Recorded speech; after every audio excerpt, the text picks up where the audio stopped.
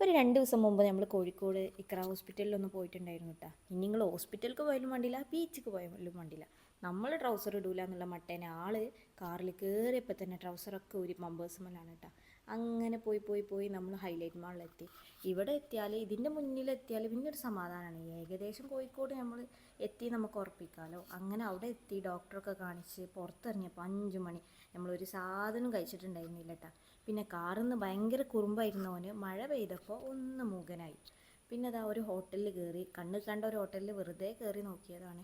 കയറി നോക്കുമ്പോൾ ആരുമില്ല, നമ്മൾ മാത്രം. പക്ഷെ നോൺ എ സിയിൽ ആൾ ഫുള്ളായിരുന്നു കേട്ടോ. ഞങ്ങൾ എ സിയാണ് എടുത്തത്, അതുകൊണ്ട് തന്നെ അങ്ങനെ അതിലാരും ഉണ്ടായിരുന്നില്ല, ഞങ്ങൾ മാത്രമേ ഉണ്ടായിരുന്നുള്ളൂ.